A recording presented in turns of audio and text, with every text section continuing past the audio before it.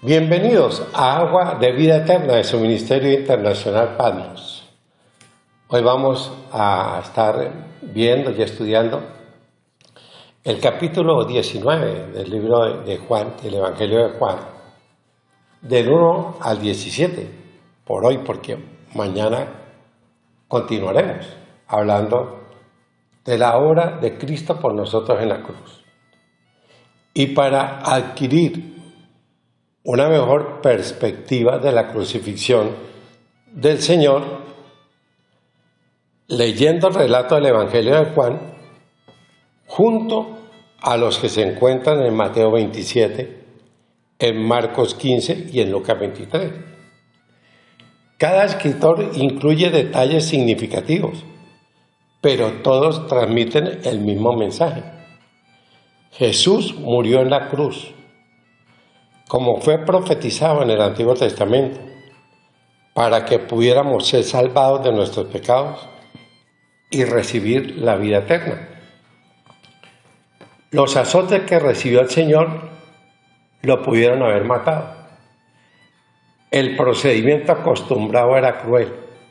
Para azotar a alguien era desnudarle el torso, atarle las manos a un pilar y luego darle con un látigo de 3 puntas con pedazos de plomo en las puntas que desgarraban la carne. La cantidad de latigazos que la persona recibía dependía de la severidad del delito. Bajo la ley judía solamente permitían dar 40 azotes. Después de ser azotado, el Señor Jesús tuvo que soportar otras torturas que se describen aquí y en los otros evangelios. Los soldados excedieron sus órdenes. Además de azotarlo, le pusieron una corona de espinas sobre la cabeza y un manto de púrpura para mofarse de él, para burlarse, para reírse, en un escarnio terrible. Finalmente la verdad salió a la luz. Los líderes religiosos no habían llevado a Jesús ante Pilato porque estaba fomentando una rebelión contra Roma, no, sino porque según ellos había violado sus leyes religiosas. La blasfemia, uno de los delitos más serios en la ley judía, se castigaba con la pena de muerte. Acusar al Señor de blasfemia enfurecía a los judíos, y acusarlo de traición pondría a los romanos en su contra. A los enemigos de Jesús no les importaba cuál razón moviera a Pilato. Lo que les interesaba era que cooperaran con ellos para matarlo. Durante el juicio vemos que el Señor tenía el control, no Pilato ni los líderes religiosos. Pilato vaciló, y los líderes judíos actuaron motivados por su odio y su enojo. Pero el Señor mantuvo su compostura. Él conocía la verdad, el plan de Dios y el propósito de su juicio. A pesar de la presión y la persecución, el Señor permaneció imperturbable.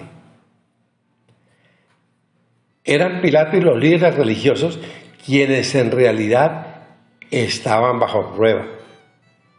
Si en algún momento usted se encuentra en el centro de burlas o es presionado a causa de su fe, recuerde que aunque sus acusadores podrán juzgarlos, ellos se enfrentarán al juicio de Dios. Dios conoce nuestra vida, Dios conoce nuestro corazón, y cuando somos acusados injustamente, yo prefiero callarme, porque el que calla otorga, y yo estoy de acuerdo en eso. Cuando uno está en la verdad no se defiende, Dios lo hace. El Señor no estaba excusando a Pilato por ceder ante la presión política cuando le dijo que el hombre que lo había entregado era aún más culpable que él. Pilato era responsable por cualquier decisión que tomara. el sumo sacerdote Caifás y los otros líderes religiosos eran culpables de un pecado mayor porque premeditaron el asesinato de Jesús. Esta afirmación de los líderes judíos era una amenaza encubierta para presionar a Pilato a que condenara al Señor. Hay evidencia histórica que demuestra que los judíos ya habían amenazado con presentar una queja oficial contra Pilato por irrespetar sus tradiciones.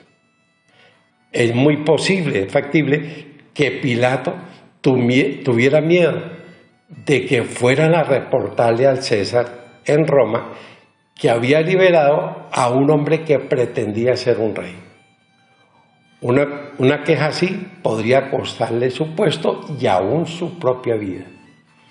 Cuando enfrentamos una decisión difícil, podemos decidir tomar el camino de menos resistencia o hacer lo correcto a pesar del costo, del precio. Si sabemos, estamos seguros, confiados, el bien que debemos hacer, pero no lo hacemos, pecamos contra Dios. El deseo de los líderes judíos por deshacerse de Jesús era tan grave que a pesar de su intenso odio por Roma, gritaban: no tenemos más rey que César. Y siempre el pueblo elige a los malos, a los perversos. Sus propias palabras los condenaron, porque Dios debía ser su único y verdadero rey. Pero dejaron de ser leales a Él. Irónicamente, se aliaron a sus opresores para rechazar y matar a su libertador, el Mesías.